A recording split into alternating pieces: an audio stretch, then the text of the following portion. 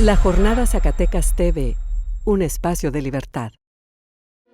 He estado en los últimos 50 años participando en diferentes movimientos sociales, el movimiento estudiantil universitario, con los movimientos campesinos como sindicalista, en la lucha de los trabajadores exbraceros. Coordino al equipo de abogados que lleva la defensa y la representación jurídica de la comunidad de Salaverna en Mazapil. Soy Efraín Arteaga Domínguez y soy candidato del Partido Revolución Popular Zacatecas a la Diputación Local por el Distrito 1. Yo no me cuento entre políticos profesionales que se dedican a ser de trapecistas de un cargo público a otro para hacer fortuna personal. La sociedad zacatecana me conoce más bien como en la lucha social. O sea, Zacatecas no es un estado pobre, sino un estado empobrecido. Solamente su riqueza mineral constituye una gran aportación a la economía nacional y sin embargo se nos sigue considerando como un estado pobre y en ese tipo de necesidades y demandas es donde hemos participado a través de movimientos sociales, ¿no? Por los derechos y los intereses de los sectores más humildes de la sociedad zacatecana, ¿no? Con lo cual, con esos sectores es con los cuales yo me he identificado desde joven, y causas como la causa de los exbraceros, porque constituye un caso de injusticia histórico enorme, ¿no? Ahí estamos hablando de alrededor de 4.600.000 trabajadores braceros mexicanos que cuando eran jóvenes trabajaron en Estados Unidos, la época de la Segunda Guerra Mundial, y que durante todo el tiempo que trabajaron allá se les descontaba un 10% de sus salarios para constituir un fondo de ahorro campesino, que era como una especie de fondo de retiro, y que esos ahorros se les debían de reembolsar, se les deberían de regresar una vez que hubiesen regresado a su país y a sus comunidades. ¿Qué es lo vergonzoso? Pues que los patrones gringos y el gobierno gringo sí cumplieron y el gobierno mexicano no. Es decir, el gobierno mexicano se quedó con todo ese dinero y hasta la fecha ya han transcurrido 80 años. Entonces al 10% inicial hay que agregarle los intereses y las actualizaciones correspondientes a 80 años. Lo menciono porque para nosotros la Diputación, si llegáramos a la Diputación para la cual estamos contendiendo, nosotros no lo veríamos como un botín, como suelen verlo los políticos profesionales de la mayoría de los partidos, sino para nosotros la Diputación sería un punto de apoyo, ¿no?, para seguir impulsando estas causas sociales, ¿no?, el desarrollo del Estado en beneficio de toda la población. Me interesa la aprobación y la puesta en vigor de la ley reglamentaria de revocación del mandato. Trátese del gobernador, trátese de presidentes municipales, de los propios legisladores. Esa es una propuesta de la mayor prioridad. En segundo lugar, impulsar la actualización y democratización de la llamada Ley de Participación Ciudadana, para que las figuras de plebiscito, referéndum, consulta popular, iniciativa ciudadana puedan ser utilizadas para que el pueblo ejerza a través de esas figuras su soberanía de manera directa.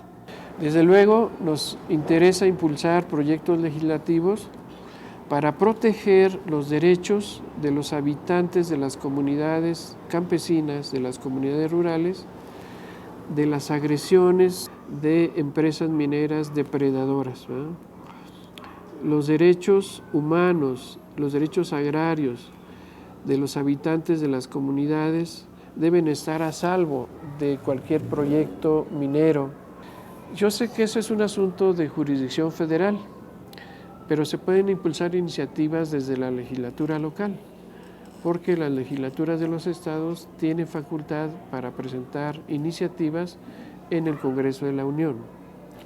Desde luego, impulsar un proyecto de ley que busque una solución justa y definitiva al adeudo que el Estado mexicano tiene con los esbraceros. Otro tema prioritario es la reforma integral a la ley del ISTESAC, pero estoy hablando de una reforma integral no desde el punto de vista de los intereses del gobierno, sino desde el punto de vista de los intereses de los trabajadores jubilados y pensionados del ISTESAC. Otro proyecto, la necesidad de volver a impulsar la declaratoria como área natural protegida, reserva de la biosfera, a una zona del semidesierto que comprendería 6 municipios del semidesierto zacatecano. Y de la misma manera que se encuentre una solución integral al problema del manejo del agua en el estado, ¿no? Porque no se ha hecho un buen diagnóstico. Nos parece que el problema principal en cuanto al agua disponible en el estado de Zacatecas consiste en el abatimiento de los mantos acuíferos subterráneos. Y nos parece que una medida tendiente a resolver este problema, lo mismo que el problema de la escasez de agua en las zonas urbanas, tiene que ver con la necesidad de tecnificar el riego agrícola. Igual se debe revisar la cantidad de agua que a través de concesiones se les permite utilizar a las grandes empresas mineras. Mencionaría un ejemplo más, ¿no?